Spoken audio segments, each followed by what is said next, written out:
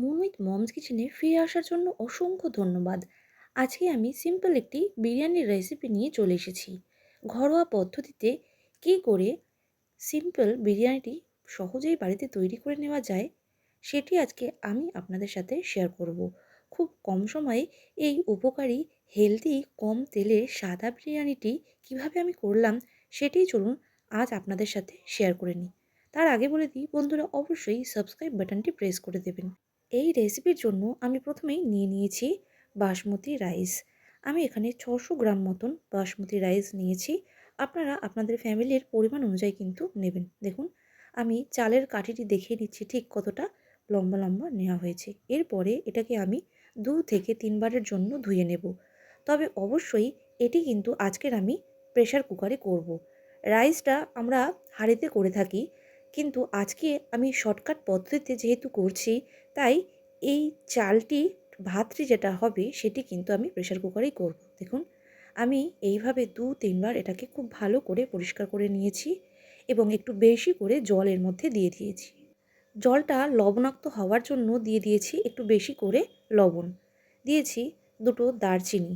এরপরে দেওয়া হয়েছে 4টে এলাচ, দেওয়া হয়েছে লবঙ্গ 4টে মতন। এরপরে দিয়েছি স্টার অ্যানিসের একটা পাপড়ি। এরপরে দেওয়া হয়েছে এখানে জিরে অল্প করে। দিয়েছি 1 টুকরো জয়িত্রী। এরপরে এর মধ্যে দেওয়া হয়েছে গোলাপ জল পরিমাণ মতন। আমি এখানে 1 চামচ মতন গোলাপ জল ইউজ করেছি এবং কেওড়া জলও ইউজ করেছি 1 চামচ মতো। এরপরে এখানে দেওয়া হবে মিঠা আতর। মিঠা আতর আমি 2-3 ড্রপ দিয়ে দিয়েছি এবং এরপরে বিরিয়ানি এসেন্স আমি দিয়ে দিয়েছি। বিরিয়ানি এসেন্স যদি আপনাদের কাছে না থাকে তাহলে এটা স্কিপ করতে পারেন। সামান্য পরিমাণে দেওয়া হয়েছে ঘি এবং দিয়েছি 1 টেবিল চামচ মতন সাদা তেল। ব্যাস, এরপরে সমস্ত উপকরণগুলোকে ভালো করে নাড়িয়ে চাড়িয়ে নিতে হবে, যাতে এই রাইসের সাথে সমস্ত উপকরণ ভালো করে মিলেমিশে যায়। এরপরে আমি ঢাকনা দিয়ে একটা সিটি পর্যন্ত ওয়েট করব।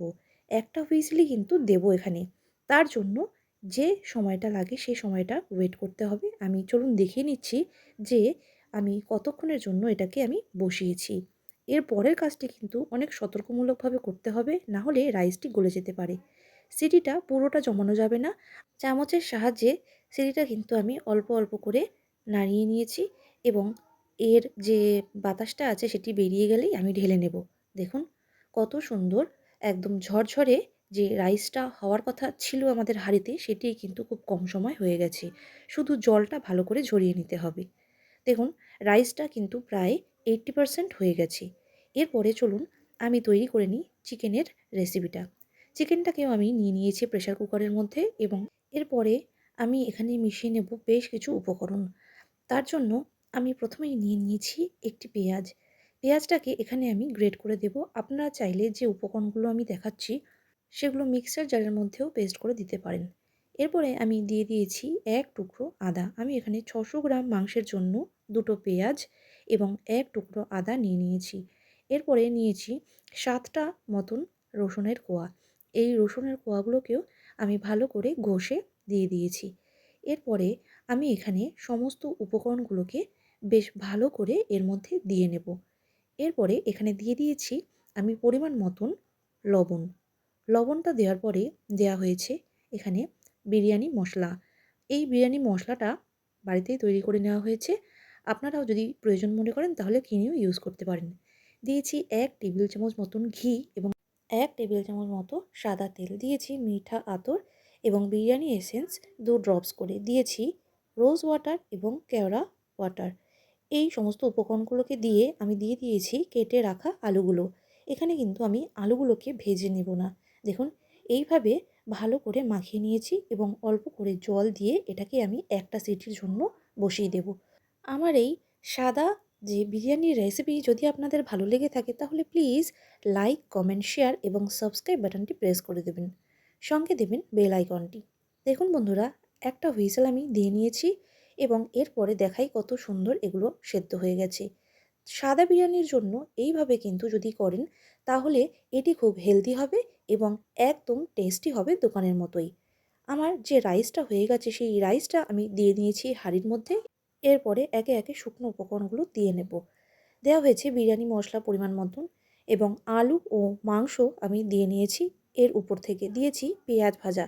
পেঁয়াজ ভাজাটা আমি সময়ের জন্য আর দেখাইনি, আপনারা এইভাবে লাল লাল করে পেঁয়াজগুলো ভেজে নেবেন। দেখুন, পেঁয়াজটা উপর থেকে দিয়ে আবারও একই পদ্ধতিতে আমি এটাকে সেট করে নিয়েছি। সেট করে নেওয়ার পরে শেষে দিয়ে দিয়েছি পরিমাণ মতন বিরিয়ানি মশলা। এরপরে তৈরি করে রাখা চিকেনের যে স্টকটা ছিল সেটা আমি অল্প করে দিয়ে দেব এবং সেটা অবশ্যই আমি ছেঁকে ইউজ করব।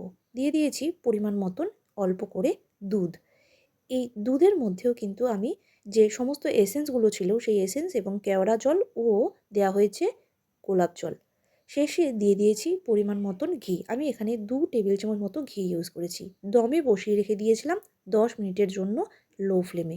দেখুন, রেডি হয়ে গেছে আজকের আমাদের এই সুপার স্পেশাল এবং ঝরঝরে সুন্দর সাদা বিরিয়ানি। আপনারাও যদি চান এই সাদা বিরিয়ানিটা করতে চটজলদি, তাহলে প্রেসার কুকারের মধ্যে দিয়েই কিন্তু তৈরি করে নেওয়া যাবে আজকের এই রেসিপিটি। কেমন লাগলো আমাকে কিন্তু জানাতে ভুলবেন না। হেলদি এই রেসিপিটি কম তেলে কিভাবে অতি সহজেই তৈরি করে নেওয়া যায় সেটা তো দেখলেন। তবে আপনারাও যদি স্পেশালভাবে আবারও অন্যরকমভাবে যদি বিরিয়ানি তৈরি করে থাকেন তাহলে আমাকেও কিন্তু শেয়ার করতে ভুলবেন না। আমিও চেষ্টা করব আপনাদের মতন তৈরি করার। আজকের এই রেসিপিটি তৈরি করার পরে আমি গার্নিশিং করে নিয়েছি কয়েকটা পেঁয়াজের টুকরো এবং কাঁচা লঙ্কা দিয়ে। ভালো থাকবেন, সঙ্গে থাকবেন, সুস্থ থাকবেন। আবারও দেখা হচ্ছে নতুন একটি রেসিপির সাথে। আর আমার Instagram handle moon with moms কিচেনে ফলো করতে কিন্তু একেবারেই ভুলবেন না। সো আজকের মতো এটুকুই। Bye bye, tata. আবারও দেখা হচ্ছে নতুন একটি রেসিপির সাথে।